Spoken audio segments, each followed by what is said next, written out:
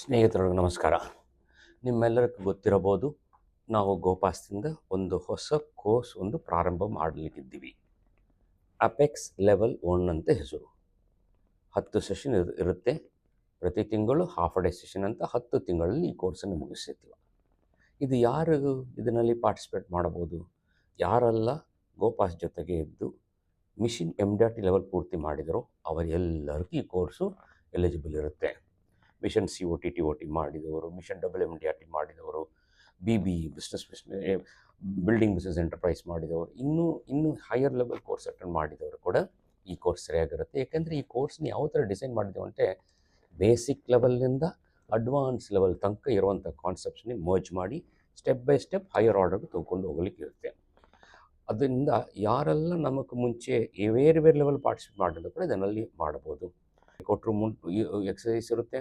ಅದಲ್ಲದೆ Excel sheet ಅಂತೂ ಮಾತ್ರ ಖಂಡಿತ ಇರುತ್ತೆ.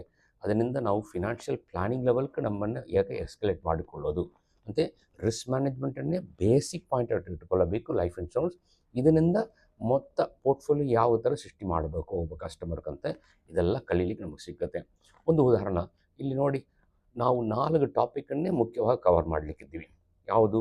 Risk management, mind management, marketing management, ಮತ್ತು ನಮ್ಮ ಸ್ಟಾಫ್ ಎಲ್ಲ ಇದ್ದಾರಲ್ಲ ಆ ಟೀಮನ್ನೇ ಹೇಗೆ ಮ್ಯಾನೇಜ್ ಮಾಡೋದು అంటే ಮೈಂಡ್ ಮ್ಯಾನೇಜ್ಮೆಂಟು. ಒಂದು ಉದಾಹರಣೆಗೆ ಮಾರ್ಕೆಟಿಂಗ್ ಮ್ಯಾನೇಜ್ಮೆಂಟ್ ತೊಗೊಳ್ಳಿ, ಸೆಗ್ಮೆಂಟಿಂಗ್. ಈಗ ನೋಡಿ, ಕಳೆದ ವರ್ಷ ಕೂಡ ನಮ್ಮ ಹತ್ರ 365 ಡೇಸ್ ಇತ್ತು, ಈಗ ಕೂಡ ಅಷ್ಟೇ ಇದೆ. ಆದರೆ ನಾವು ನಮ್ಮ ಕನಸುಗಳನ್ನೇ ಡಬಲ್ ಟ್ರಿಪಲ್ ಮಾಡ್ಕೊಂಡಿದ್ದೀವಿ.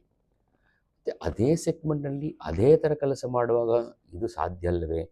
ಅದಕ್ಕೆ ನಾವು ಸೆಗ್ಮೆಂಟ್ ವೈಸ್ ಅನಲೈಸ್ ಮಾಡಿ, NRI ಸೆಗ್ಮೆಂಟ್ ಆದರೆ ಅದಕ್ಕೂ ನಾವು ಯಾವ ಥರ ತಯಾರು ಮಾಡಬೇಕು, HNI ಸೆಗ್ಮೆಂಟ್ ಆದರೆ ಅದಕ್ಕೆ ನಾವು ಯಾವ ಥರ ತಯಾರು ಮಾಡಬೇಕು, ಬಿಲ್ಡರ್ಸ್, ಡಾಕ್ಟರ್ಸ್, ಸೆಲ್ಫ್ ಎಂಪ್ಲಾಯ್ಡ್ ಇವರಿಗೆಲ್ಲ ಯಾವ ರೀತಿಯಲ್ಲಿ ನಾವು ಪ್ರಿಪೇರ್ ಮಾಡಬಹುದು ಅಂತ ಅದರಲ್ಲಿ ಡೀಟೇಲ್ ಆಗಿ ನಾವು ಮಾತಾಡಲಿಕ್ಕಿದ್ದೀವಿ. ಮೈಂಡ್ ಮ್ಯಾನೇಜ್ಮೆಂಟ್, ಮಾನಸಿಕ ಪರಿಪಕ್ವತ್ವ, ಇದು ನಮಗೆ ತುಂಬ ಮುಖ್ಯದಲ್ವಾ? ಅದನ್ನು ಯಾವ ಥರ ನಾವು ಅಚೀವ್ ಮಾಡಬೇಕು, ಇದು ಎಲ್ಲ ಕೂಡ ನಾವು ಕಲಿಯಕ್ಕಿದ್ದೀವಿ. 10 ಸೆಷನ್ ಇದೆ ಸ್ನೇಹಿತರೆ.